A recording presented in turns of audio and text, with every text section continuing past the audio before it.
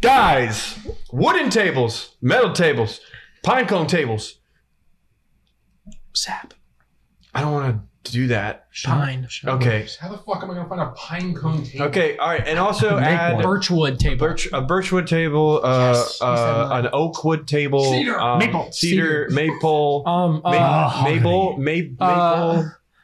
Hickory. and hickory, dickory, dockety, baby. Whoa. Hit me up on LinkedIn if He's you're married. willing to hire married. me. He's married. But I have a job, He also doesn't have a so LinkedIn. I'm good. I do have a LinkedIn. I checked. I do have one. Pull Put up it right here. Pull up his fake LinkedIn, Bradley. Yeah. I'll Yeah, I will answer all fan mail Discredit and his D&D LinkedIn. related questions only on LinkedIn. Welcome, and goblins. Welcome to Guys to Goblins. This is a D&D channel group vibe experience. We do homebrew D&D, and it's really fun. And thank you for watching, because if you've made it this far, chances are you've seen a couple episodes. At least I would hope so. Otherwise, you're not going to know what the fuck is going on. So, without further ado, Ethan, go ahead and tell me, where is it? So you remember in the movie No. what's the movie with Heath Ledger where he plays a knight? Spider-Man. The Joker. Oh my God, Knight's Tale. Yeah, Knight's Tale. So in the Knight's Tale, when they're doing the joust scene, it's like right around there, like in that area. The impact point? Or in the arena? No, it's like outside. It's just outside the arena. Okay. He Okay. really broke his foot when he kicked that home. The wrong movie. Get it? It's the wrong movie. It's Get it. Viggo Mortensen from the Two Towers. Wait, he really broke his. From the He really Hobbit? broke his toe. From the Two Towers. He broke his toe. Okay. Wait, really? Yeah, just stop it. I care so much. No, I just, the thing is like all of the shit that I prepared for this session, it's gone. It's all Lord of the Rings now. It's all fucking Gandalf saying, "So do all who live to see such times." That's all that's in my brain. Can we do the Hobbit Okay. instead? It's not for them to. It fucking gets it. All right. Can we do the Hunter. Hobbit instead? No, stop that. The book is great. Movies, no. Hunter, go ahead and tell me. Do you believe in love? Oh, after love, after love. No. Do you believe in love? I believe in love. What are you laughing at? What you laughing at? But I also believe that it's all a lie. Everything. Every last minute detail of every life. It's all a lie. I'm not telling you to do anything rash. Just know. Thank you. Chris?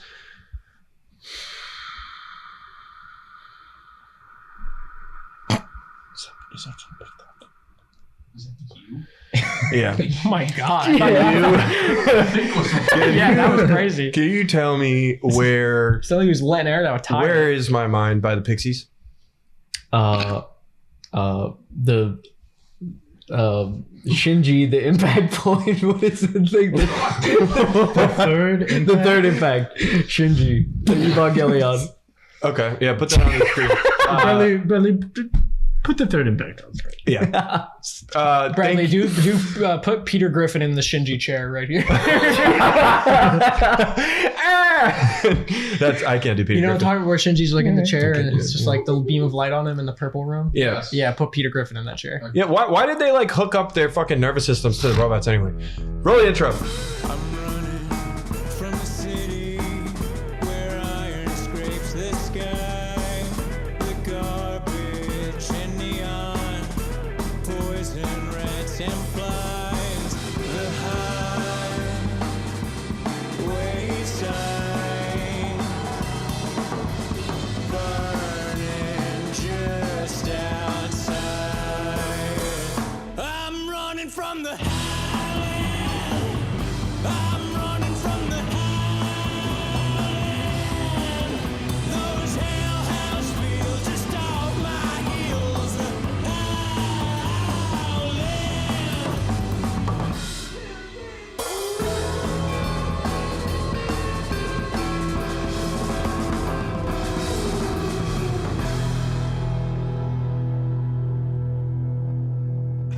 Spoiler, dude.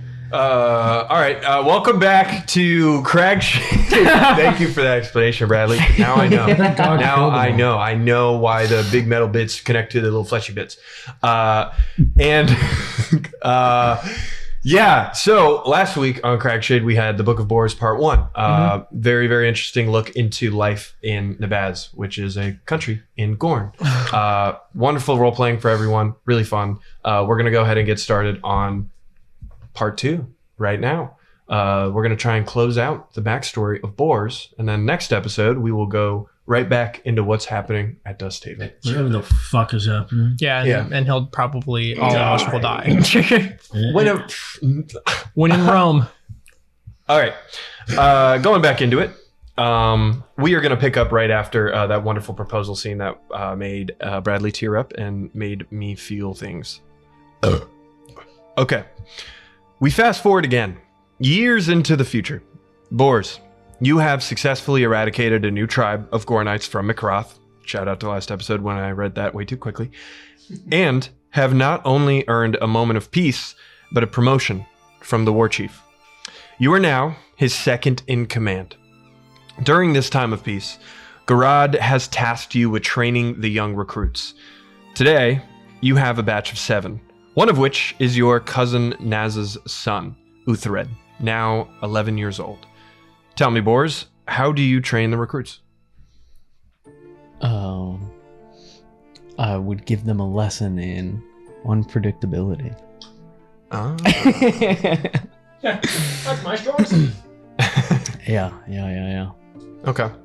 You are looking around at all of your recruits, taking your lessons, fighting each other. This is a sparring day. All of them have blunt metal weapons and are beating the devil out of each other in this area next to the pen. As you lead them, they begin doing one-on-one spars, and you see Uthered holding his own. You have grown quite fond of this boy. He is your blood after all, extended, but. He's fighting this other young hobgoblin named Traz, and Traz is beating Uthered's ass. Honestly, do you intervene in any capacity? Like, it's getting a little too violent. If it evolves to the point where I feel like it's kind of unnecessary, then yeah, I'll intervene. Okay. How do you do that? I'll approach and I'll just as he's swinging down, I'll grab the sword of the other combatant, kind of pull it and throw it to the ground. That's enough. But I was about to destroy him. Uthered, Traz says to Uthered. I'll get down on a knee so I'm closer to his eye level. Do we know when our enemies will attack? No, but it seems to be quite frequent. So if you beat Uthred to a pulp and we are ambushed tomorrow, how do you think we will fare? Probably not well, I guess. Go get your sword. Okay. He grabs his sword, and your older cousin, Kaz. Did I say Naz earlier? I think I did. Your older cousin, Kaz, approaches, drinking a little bit. Again, this is a time of peace. There's not much to do for warriors other than training or drinking or whatever else. Ham boning.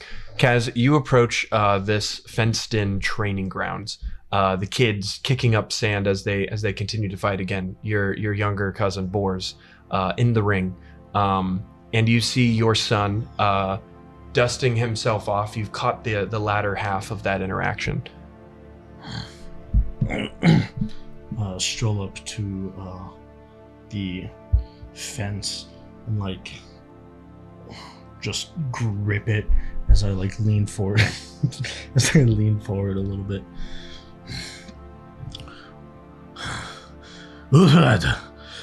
Yes, Dad.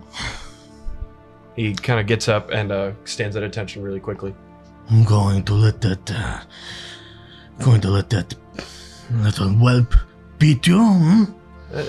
No, Dad. No. No, fucking.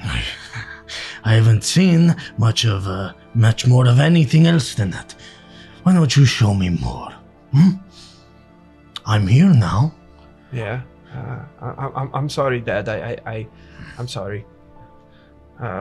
Okay. Uthred, come here. Okay. Yes. Cousin, Uncle Borz. Not sure what to call you. You know what the feign is? The feign? Feign. When yes. I fake an attack? Yeah. Yeah? He leans heavy to the right. Okay. I'll walk over to Kaz. Don't listen to him. Just fucking hit him. Okay. You guys stand together at the fence of this pen, and they begin fighting. Uthred takes both of your advice actually, immediately sidesteps to the right and forgoes Therez's heavy right swing attack, and gets him right under the arm with his blunt sword, making Therez stumble. And Therez, there's a moment where it looks like the fight can be over, but Uthred continues to wallop on this kid, taking the hilt of his blade and almost stabbing the hilt of it into the back of Therez's head, knocking him over. Uthred moves to continue on. Yes, more. Come on, show him what you are. Kaz, Okay. He holds the sword up, ready to go, ready to swing at him again. Kaz, the enemy can attack at any time. I don't know if this is a wise idea. It's not your son, huh? Hit him! He brings down a heavy blow, knocking this kid unconscious into the sand. Yes! That's my boy. A smile cracks across Uthred's lips, and he kind of is shaking almost in a rage, and gets ready to fight another kid. A good show. That is how it is done, Borz. Noted, cousin. The fight continues on.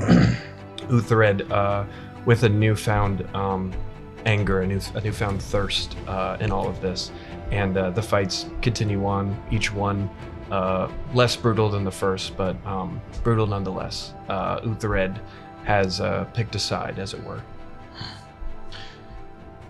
You know, he's going to be just as strong as the chief. Look at him. What a perfect man. Desert willing.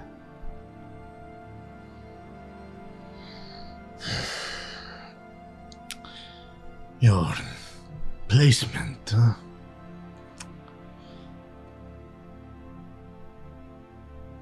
You think it is good? A new position. I don't have. Being second in command. Yeah. Okay. I don't have an opinion on it. God's word. I would be a very happy man.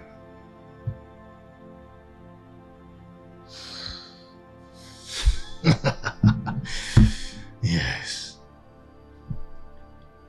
Watching my amazing son Yeah. beat more and more people. Extremely violent. Kaz, you look at your son with great pride. This is what it means to be a father. And yeah.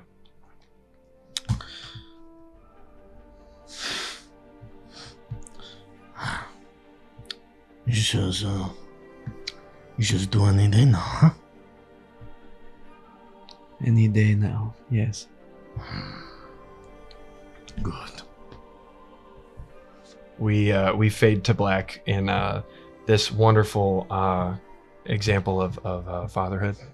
Really, really nice. Nicely done. Me when my dad makes me beat another kid almost to death. Yeah. Wonderful. Kill him. Damn. And we fade back up. The desert is cold at this hour. Borz, you hold a match in your hand, highlighting the scars and calluses on your sword hand. You look around the home you and Isha have occupied since your wedding. The room smells of blood.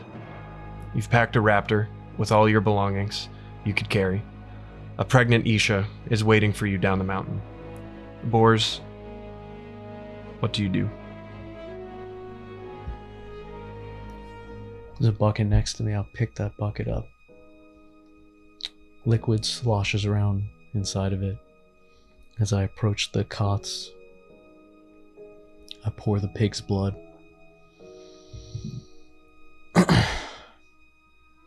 I take the bone sword out. The bone sword I had used that first night when I was 14. And I shove it into the bed where Borz would sleep. Other preparations of tinder have been made. And with the lit match, I drop it and flee the scene before the fire takes too strongly. We fade away yet again, and we cut to the shaman's tent. After some time, people have grown to notice the fire growing out of control. People wake up throughout the entirety of Nabaz, looking and seeing what's going on, scared for both you and Isha. And we cut to the shaman, who has parted the fabric of his tent and has come out and seen the fire tucked away in your house. You see it rising up into the sky in the dead of night. What do you do, shaman? Shaman will quickly grab a small component bag hanging at the flap of his tent, pluck it off and put it on his side, and quickly make his way to the tent, or to the home of Borz and Isha. Seeing people starting to kind of gather, seeing some warriors thinking about going into the fire to see if anyone can be saved, and this shaman will step in front of the crowd. Stand back! Stand back! It is okay, I can, and he reaches into the component bag and he pulls out a Utharok feather, and he twists his knuckle, almost like hearing like a pop slightly, and he, with the feather, and a wall of wind begins to swirl around the home in an attempt to snuff the flame out, but the fire grows instead, the wind almost fanning the flames, as a single tear wells up in his eye, and he turns around and, get back! The fire is magical! Get back! It cannot be put out! We need water from the oasis, from the river! Go, go, go! And begins sending warriors that way. I will hold the flames back. And as he stands, he keeps the wind wall in place just enough so that people can't come towards the house. And he just looks off into the distance. Wonderful. Many years pass. In the northwestern region of Gorn lies a peaceful homestead, hidden from the world, hidden from the baths. The sun rises, revealing a quaint cottage built from adobe sandstone and wood. The home surrounded by greenery. A sizable garden has been plotted out, It's cabbage seeds starting to sprout this season. 2 raptors live in the pen. One suddenly disturbed by a small figure just out of focus. Multiple saddles, lassos, and supplies lay at the gate of the raptor pen, embroidered with the Hook Claw Guild's crest. We zoom in through an open window. We see a quaint bedroom, simple, clean. Borz lies asleep, embracing a loudly snoring Isha.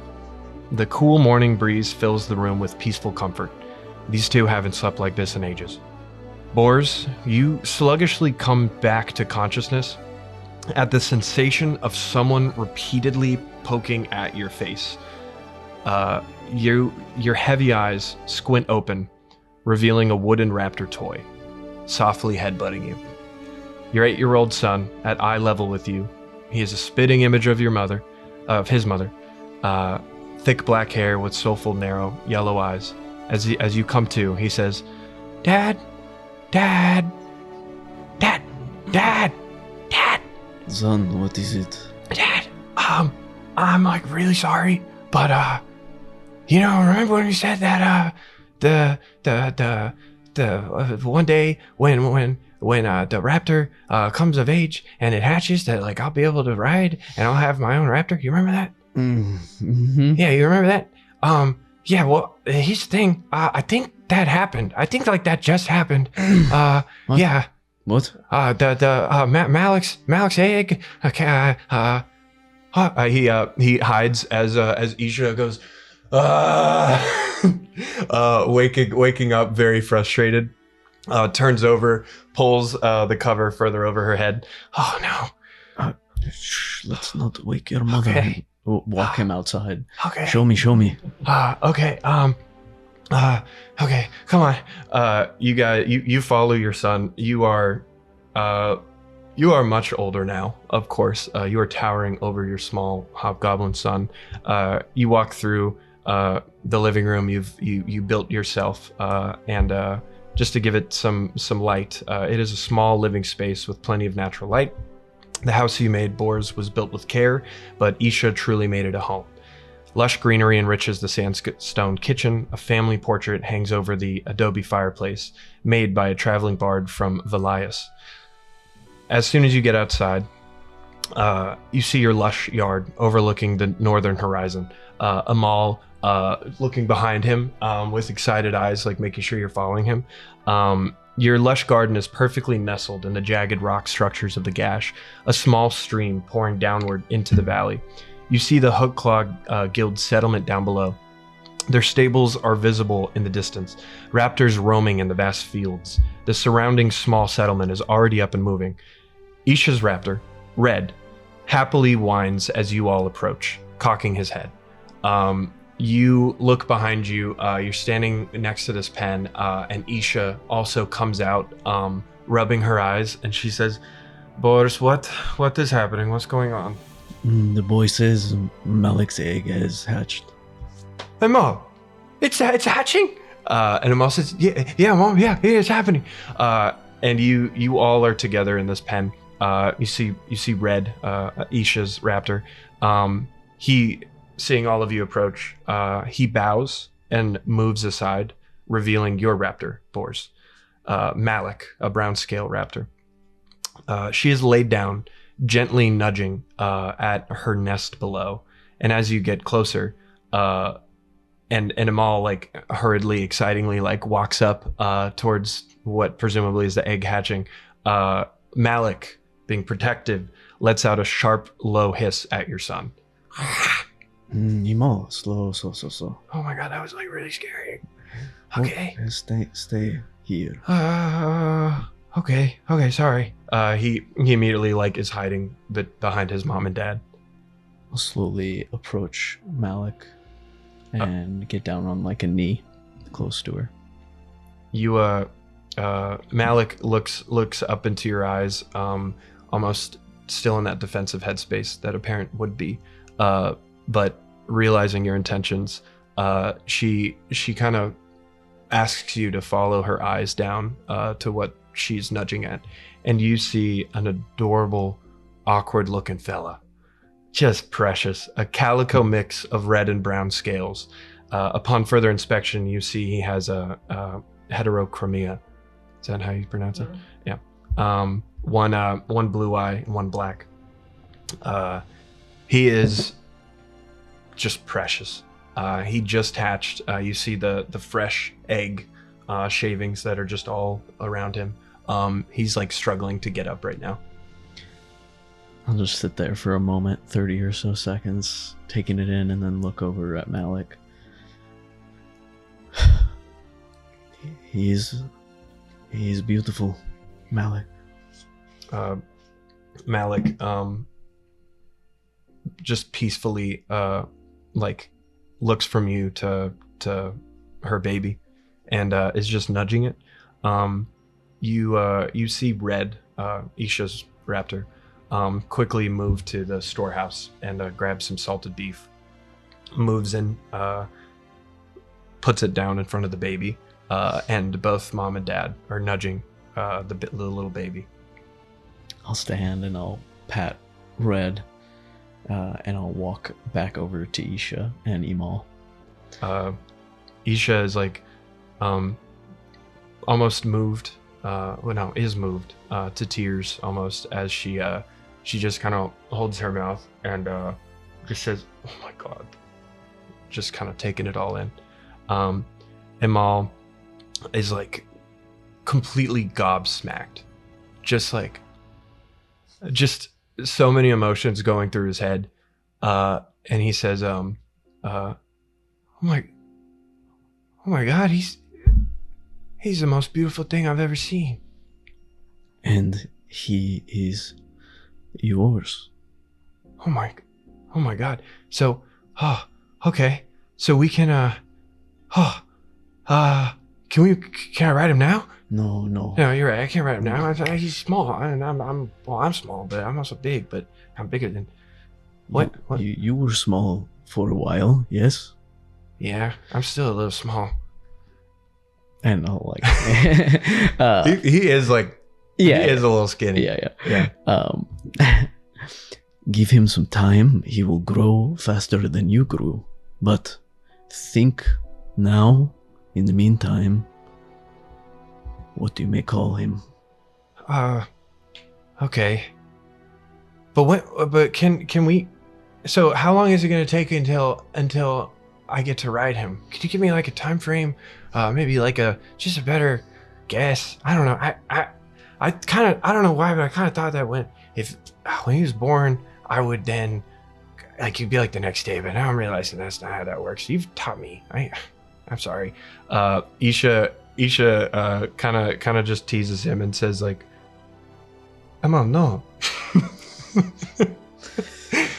I'll point out to one of the craggy rock structures, Utah-esque.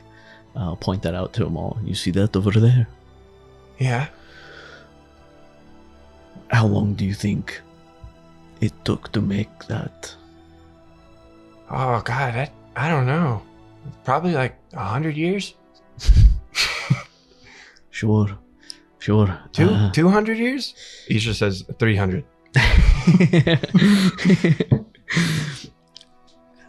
It will take some time for your raptor to grow and be able to carry you, as it did that rock, able to give shade to those raptors down there. He is completely fixated by the raptor, starting to take its first steps and almost not paying attention to you at all. He says, "How about Morrow?" We won't be able to ride tomorrow, but No, the name. I want to name him Morrow. Okay. I don't understand. Well, Morrow is full of promise. Just like the desert, like you taught me.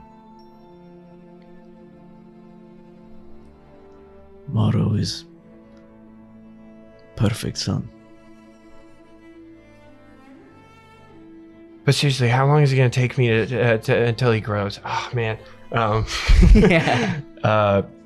we will fade to black in that moment. And I do just want to ask, that day after your son has named his raptor, is there anything you would like to do with him and Isha today? And this isn't a trick question or anything, but is there anything you'd like to role play while we're here in time? I think I would make a concerted effort to go out and get Emal's favorite food and bring it back for a dinner. That's amazing. You spend the day searching for what's his favorite food. Oh man. Cheeseburger. Yeah. Fish sticks. Yeah. I would assume the guild has a butcher, so perhaps going down and getting some freshly butchered meat. You pass by the stables, in which it's kind of like your headquarters with the guild. You've been spending a lot of time working with them. You go to the local butcher, pick up some meat, and you know, there's this like really small town energy going around. A couple of people ask you, like, did the egg hatch? Yes, yes, it did. Oh my god. There's a little bit of fanfare. It's very much like an older village. A lot of these people are of older age. Some young bucks in the Hook Claws Guild, but you're certainly not the oldest here. So you come back home. Amal is outside in the pen with the raptors. Isha is also there, making sure that he is safe because these are carnivores. And Isha is laughing and reading a book as Amal is showing Maro his wooden toys that you whittled for him, and he's kind of playing with them and stuff, and that is what you are returning to. Are you gonna cook it, or is Isha gonna cook it? Well, actually, at this moment, I'll take in what's going on, and then I'll whistle to Emal and kind of point him over to my direction. Oh, hey, I was just showing them my toys and stuff. Mars is a smart little guy. Yeah? Yeah. He's already walking. I honestly think he's gonna be ready for me to ride him probably pretty soon. But yeah, They say we get better and better with each generation. who says that? People. Oh, I'll take your word for it. I'll pull out some of the meat. You know what? You got me there. I'll pull out some of the meat. I was going to cook this meat to celebrate, but I ask you this, my son. Do you want all of this for us, or would you like to share some of this gift with Moro? Are you saying we could have a family dinner with the raptors? Sort of. Yeah. Yeah. I don't need much. He's growing. He needs more than I do. I'll pull it Yeah. out and then flick out like a hunting knife. Where should I cut? I think right in the middle. And pull out a piece and hand it over to him. Oh my gosh, I could feed him? You can feed all of them. Okay. Alright. Yeah. Okay. Okay. I could do that. Yeah. Go. Okay. He walks up to them. Isha, immediately like understanding the assignment, is there to keep a watchful eye, of course, but is kind of ushering him towards Red first. And Red immediately takes a chomp out of the meat. And Isha kind of has to help him pull the other side of the meat back to make sure that Red didn't eat all of it. Isha, understanding that she can avoid that, says, Boris, you could have cut it. She cuts it in half again, given the right portions. She gives one to Amal and one to Malik, and she feeds Malik. And Amal is perched over his new raptor, Morrow, and he outstretches his hand, and there's this moment where once Morrow grabs for the meat, there's a sudden fear from both of them where they both end up jumping backwards and falling. Malik for a moment is like a little like freaked out, but Isha calms her down, and they're both just like looking at the meat in the middle, and it's this cute moment of two baby pups just finding their legs. He'll take the moment in and see that Isha kind of has it covered, and he'll go inside and start preparing the food. You guys have a wonderful evening. Your life cannot be more of a juxtaposition from what you experienced in Nabaz. It is perfect. And in life, when things are going good, time moves rather quickly, and you never know what you have until it's gone. As he gets older and older, that interest in raptors stands ever present. There's a little less time with the toys, but a whole lot more time with you riding on Raptor back. He wants to be just like you. He wants to join the Hook Claw Guild, same as you, and the standard procedure there is you gotta be 14 years old. And we're going to fast forward to that point. We cut back to the same wooden raptor we saw earlier. It is bobbing against the saddle, connected by rope. He still keeps it on him. We zoom out and we see a grown Morrow being ridden by Amal, now 14 years old. His hair medium length and wild, his bangs blowing with the wind over his eyes. Borz, you accompany your son on his first day working for the Hook Claw Guild. He is officially of age to ride with the guild in search of wild raptors. You will not be accompanying him on this journey. You will be staying behind. He takes the lead down the winding path. His technique is free and effortless. The past 14 years of your life could not have been more peaceful than this, but there is a certain pang of sadness. Yes, you'll see him again, but this marks his official journey into adulthood. Your boy has become a young man.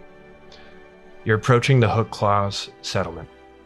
As you look at Amal riding confidently, you realize that he has that look on his face. He's deep in thought. Dad? Yes, son. I've been kind of talking to Samuel recently, and he's saying some crazy shit's going on in Athakine. Hey. Like real crazy shit. Like I don't know. No. What? No Yeah. language. Sorry. I've been hanging out with them all with Samuel too much. I'm sorry. Let me restart. Some real crazy stuff is going on. I heard there's like a giant explosion or something that's like making people sick in the capital city. I don't know. His dad said that his friend's cousin, passed by and said there was like crazy stuff. So I don't know. Have you been reading up on that? Because I don't know, man. It's kind of scary, Dad. I don't know. Travelers talk. There has been escalation recently, but this is not tremendously different than it has been in the past. People just always fight each other. It's just not fair. Well, are we going to be okay, Dad? Son, a very wise man, your grandfather, once told me you have no enemies. And that is true. You will be okay. Dad, You guys still got some time before you approach. The ride is very peaceful. You see yet again your son churning something in his brain. Dad, I know this is kind of weird and all. Can I ask like a really personal question? Of course. Wow, why are you so good to me? What? I don't know. I've been hanging out with Samuel, and like his dad, he's not like you. Like I don't know. He's not like bad. He's just like, I don't know. You always know the right thing to say, and like we've never had a crazy argument. You know, Mom loves the hell out of you. Sorry, Mom loves you a lot. I love you a lot, and like I don't know. Samuel's dad was kind of had a rough backstory. He grew up in the slums of Aloria. He kind of, I don't know, he went through a lot of shit, and sorry. And anyway, he kind of yells at Samuel sometimes, you know? And I'm just saying, it's like, you just treat me really well, you know? I appreciate it. But like, why do you do it? I think when the world treats us poorly, it is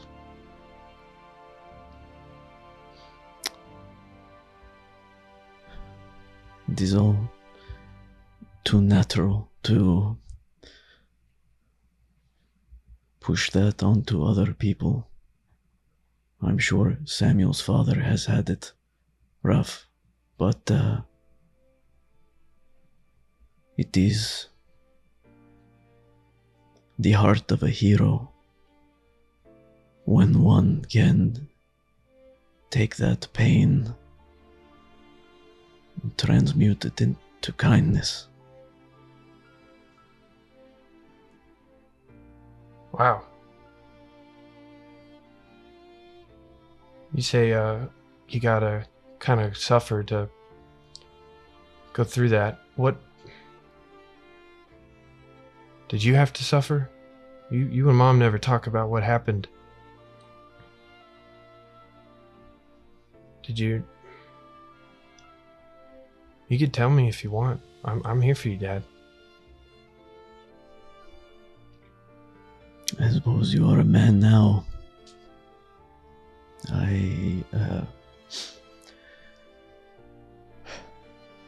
Where your mother and I come from, it is different than here. It is more like Samuel's father.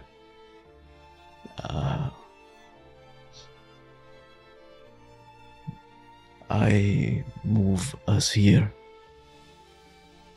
because you, Imal, deserve every happiness this world has to offer.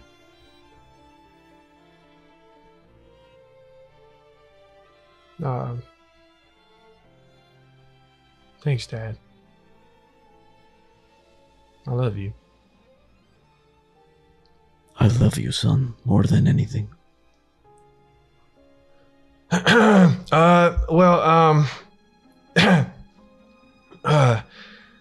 You think, yeah, I'll be good at this job? Anyway. You are a natural, much better than I was at your age. Oh, you don't mean that. Come on, you're I great. do. You're great, Dad. I mean, you like, you know how to like, I don't know, I saw you broke in a bunch of raptors, you know? I have many more years of experience, but you are quicker, better with it. Well, if you think I'm quicker, we might as well put that to the test. I'll race you. Now, son, I don't want to make you look bad. 3, 2, 1, go, Dad. 3, 2, 1, go. It just immediately spread off. You guys race off. Very, very well done. Okay. Borz, you return home to your wife after an uneventful day. You've been informed that Amal is doing exceptionally well. out on the plains, and that him and Gregor are working late, successfully herding 3 wild raptors to the guild. You settle in with Isha in the den of your house. She's reading one of her favorite book series, an investigative autobiography of Iasven the Bull, asking the real questions. As you settle in beside her, you feel a sudden shift in the air. You go ahead and give me a insight check.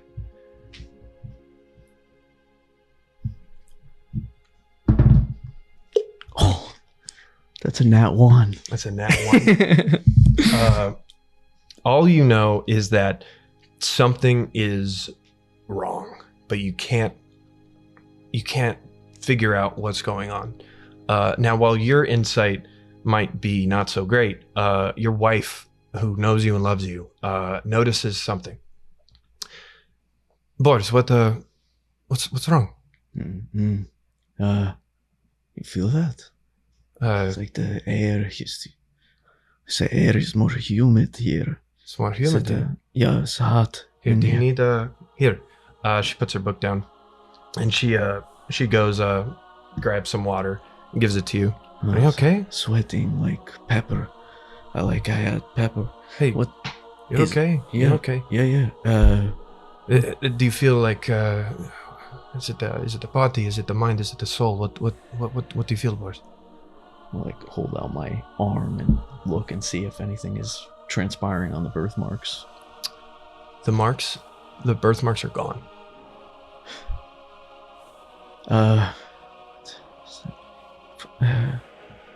Where? How far? Where did he move? Where was his task? Is he down the mountain? Yes, I believe he was coming home soon. Right then, you hear a scream in the distance. Down in the village, you hear seems to be a woman screaming. What was that? Stay here. Run outside. Hop on Malik. Start making my way down into the village. As you're running outside on Malik, the cool breeze going through, I was gonna say your head. You hear more and more screams coming from the village. Some of pain, some of fear, some of anguish, and in the distance you hear sound you've never heard before. You hear as this ghoulish scream seems to be appearing deep below in the Hookclaw Guild settlement, and right when that noise happens, you look right in front of you, and a figure is speeding at you at an incredible fucking speed. As soon as it comes within eyesight, you see your son on top of Morrow.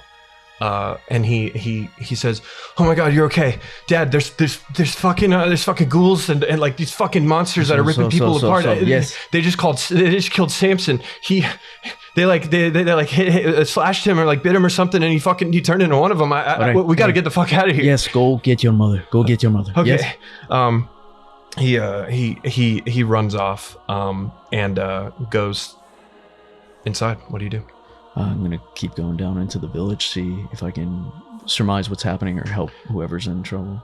As soon as you are moving in within eyesight of the village down below, you are seeing honestly complete fucking hell. It is hard to determine what's coming from what, but in the shadows you see dancing demons that are moving at ferocious paces. You see blood splattering on the sand where the torchlight is revealing. You don't know what's alive and what's dying. The first thing that comes to your head is to get your family the fuck out of here. This seems like an unsalvageable situation. I will hightail it back up towards my home. You go home to hear a loud, tense conversation between Amal and Isha. Amal is saying, "No, you don't understand. We gotta fucking go. We gotta get the fuck out of here." And Isha is saying, "No, slow down, Amal. Slow down. Tell me what's happening." You come upon that as you burst open the door. What do you do? Get your stuff. We are leaving. Go get red. What do you mean? Go get our stuff? Go get your stuff and get red. Let's go. Okay. Fuck. They start to move. Isha starts quickly grabbing all the family heirlooms. She grabs a couple wooden toys. She grabs some pictures of you guys, some portraits, grabs a couple blankets and some supplies for the road. She's yelling out orders at Amal. She is telling Amal to go grab her weapons.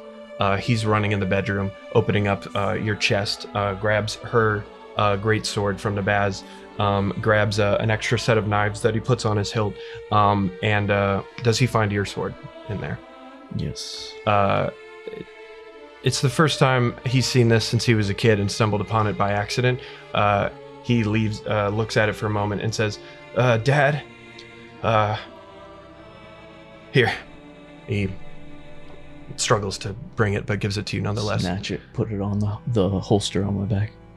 Give me a perception roll. Actually not bad. Dirty 20. Let's go. A dirty 20. You hear that sound yet again.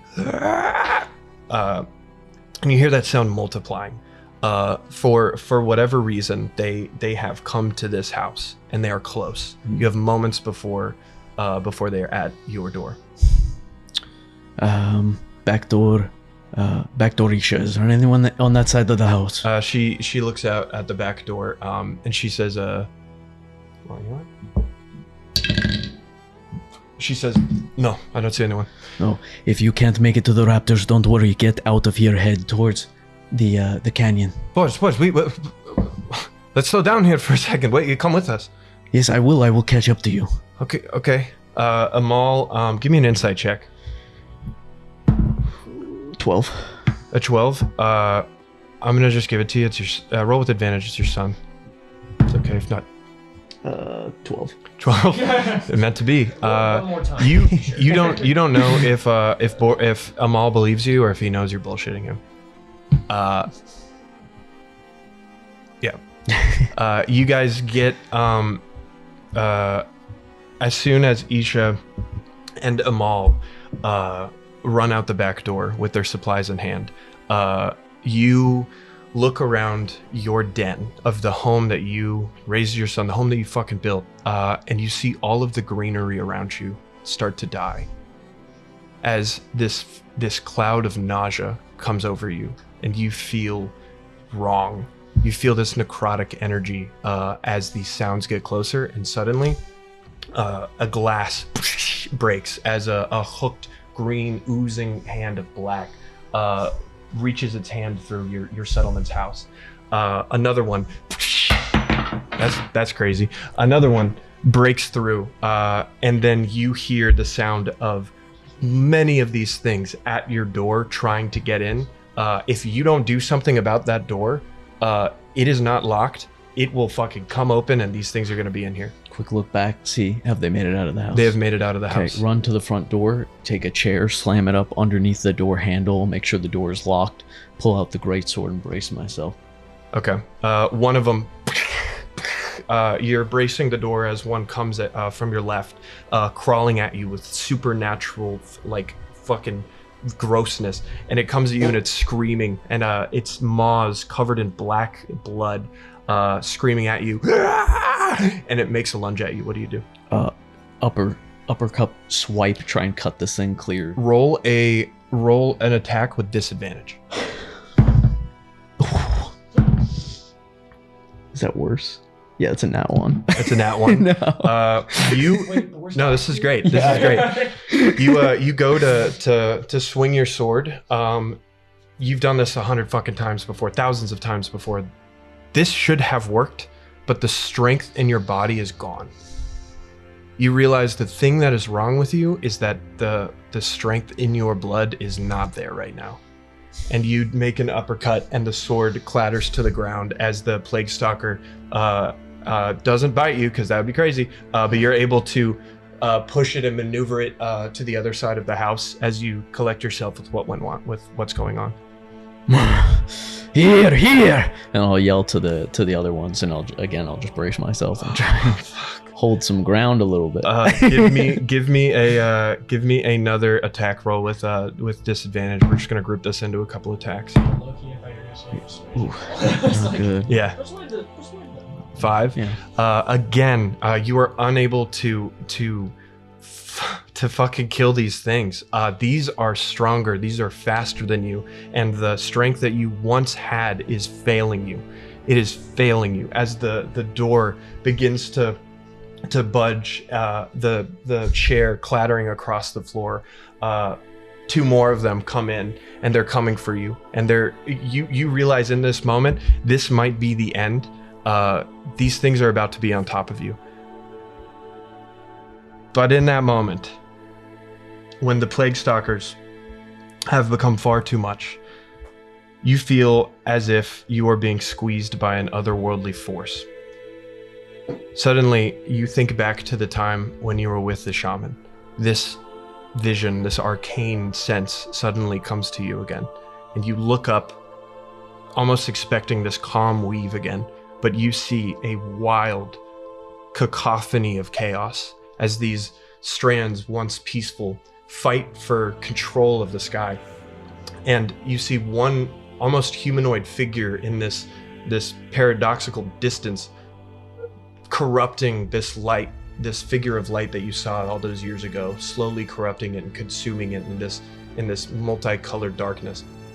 And as you look down, you see your runes are returning, glowing bright orange. But as you're looking down as well, you see through the earth a black pit of despair, covered in these light strands, slowly getting ripped off, and you hear every single one of these breaks. It sounds like the breaking of steel cables as this darkness chaotically tries to break out of what seems to be the earth as these strands are failing it. You're looking around and you're seeing these figures and this dark green magical energy coming for you, trying to kill you. And finally, your runes continue bursting and bursting, but the figure that you saw, the figure of light in the sky, all of this is happening at fucking bullet time. It seems to look at you, and something happens.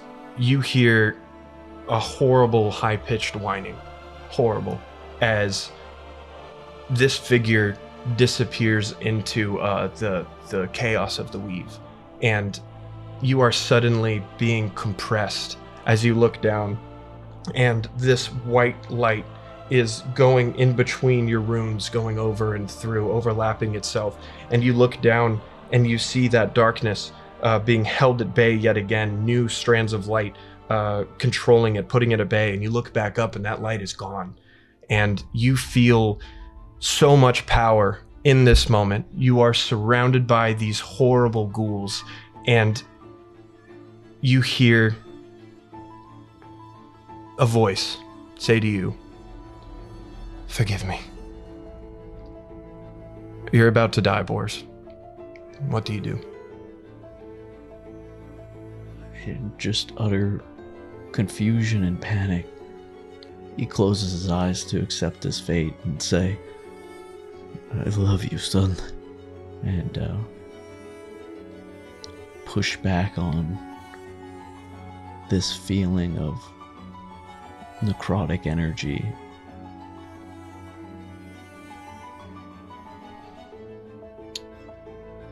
As you push back, you feel an insatiable amount of power, and the feeling that overcomes this push to defeat the necrosis that is eroding at your very soul is light.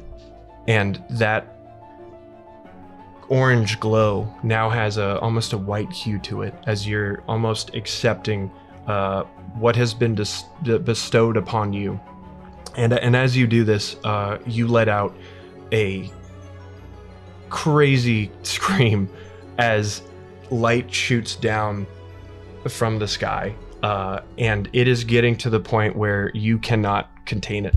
Do you let it go? I'll let it go. What does that look like in terms of screaming, yelling, crying? I'll tell you what it looks like in a magic way. But yeah. I think he hasn't lost his stance, and in this moment, clocking where all of the enemies are, these are all obstacles for his family's safety as he releases a torrent of energy at each and every one of them. You hear, Imal, no! As in this magical arcane sight, as you release this energy, a beam of light strikes down upon you, pushing a shockwave in every direction, not destroying anything, but imbuing you with power you've never felt in your entire life. It's almost as if you have the world at your fingertips. This course of power flows through you like heroin. It feels incredible. And before I have you roll, you look to your right, and you see your son. Still with the arcane sight up, you see that your son also has these glowing runes upon him. And he looks at you in this slow motion, horrible, horrible play of life, and in his eyes wants nothing more than to save his dad. Go ahead and roll a d20 for me, and we're gonna see what happens. 17. So fast. Jesus.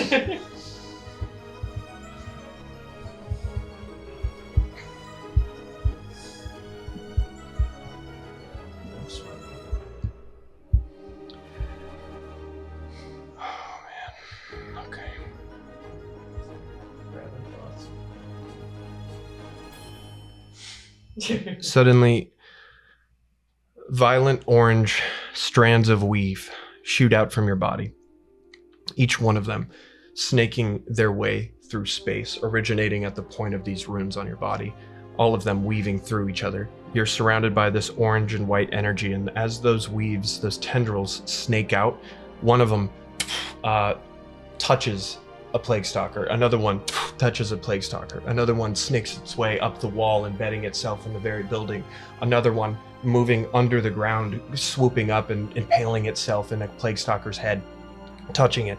And this happens multiple times. You see the weave itself going outside of your house, through the house, in the house, phasing through it, rooting itself into it, becoming it in so many different fucking crazy, chaotic ways. And in horror, you see a weave, a strand of this weave snake its way to your son and connect to his torso. And in a moment, there is a white flash. Everything that you touched, is gone. You look up and you realize you are in the ruins of your house. Parts of the ceiling are gone. Parts of the flooring are gone. And the structure of the house is collapsing in on itself as you stand in the middle of it all, it collapsing. And you hear Isha running up to you saying, "What happened? What happened?" Look over where's them all?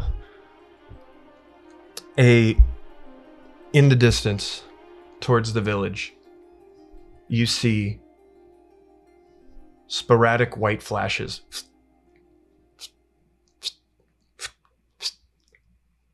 And then you hear plague stalker screams. And then you hear, "Dad! Dad! Help!" I will go to the sound. You are running down the river, down a path you've taken many times in life. You and Isha sprinting at the sound of your son. You pass plague stalkers, ghouls as you know them, broken, seemingly from fall damage. You see parts of your house collecting water in the creek. You see other pieces and baubles and of your house just laying about as you walk towards the sound of your son, still screaming, "Dad, Dad, Mom, please, please!" And as you come upon the source of that sound, you see a large portion of the house that you built, Borz, your son, atop the crest of its roof, standing, looking down, swinging violently at this ghoul that is upon him. And as you move forward, you see you're effortlessly cutting down these ghouls that are in your way, and you see a couple of them have been slain already. One of them is crawling up the facade of this slooped roof that is laying about in random on this creek, and your son is atop of it. What do you do? I will believe that I can make it to the top of the roof and jump to the top of the roof. Yes, absolutely. Tell me how you take your son off the roof. I leap up there, passing the plague stalkers, grab him under my arm, and jump off the other side and begin to sprint as far away as I possibly can. Isha making quick work of these ghouls. You guys are running back to the house. You look down at your son, and he's looking up to you and saying, "Thank you." You're okay, you're okay, you're okay, come on. You make it to the facade of your house, what was left of it, rather.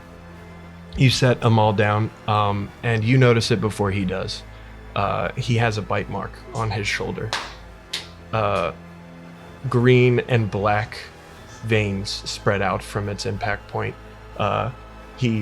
His arm begins to twitch, and he says, "Dad, oh fuck, Dad, oh Dad, I think one of them got me. Oh man, I think, oh." You see it begin to spread down his arm, down towards his neck, and he says, "Oh, Dad, it hurts really bad." Isha goes up to him and says, No, you're okay. You're okay. No, you're fine. Don't worry. Hey. Looks back, and you are looking at your wife holding your son as he begins to shake, whether it be from the trauma or whether it be from the infection, and panic is beginning to set in. He says, Dad, it won't stop. Dad, it's not stopping. It's still going. Dad, I think it's taking me. Isha, go get Gregor. Go get Gregor. What? Greg? Yes, get Gregor now. Go. Get Gregor right now. Go right now! Isha runs off. Dad, I'm sorry. No, you're all right. You're all right. Dad, Hey, I don't know. No. I'm like, hey, son, look at me. Look at me. You're gonna be just fine. I'm getting Gregor. It's gonna be okay. Dad, it's spreading further and further now. Dad, I think it's taking me. Hey, Morrow's outside. We're gonna go riding after this, yeah? Yeah, tomorrow, yeah. Okay. Dad, I'm sorry. Don't let it take me.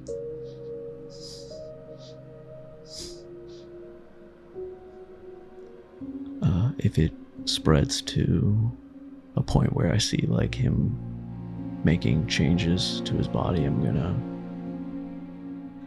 drop him and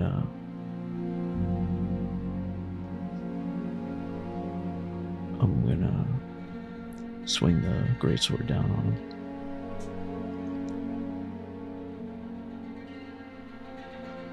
him. You stop the spread of the blight rot infection. Your son is dead.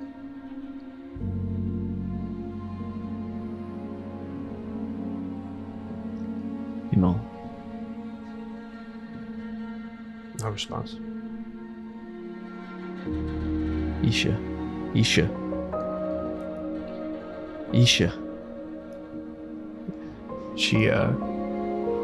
She runs up. I could not find him.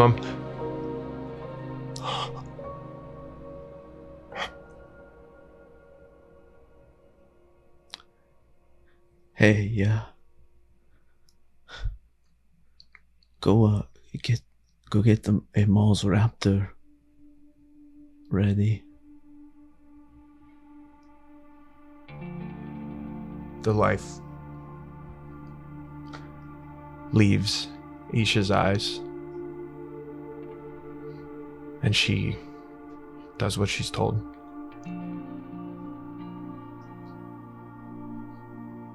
Pick his body up and start carrying it over to Morrow, and I'm gonna go riding now, son.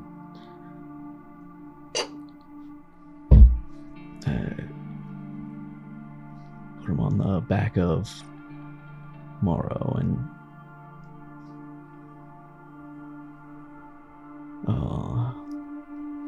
hop on Malik. 3, 2, 1, right? Go ahead, son.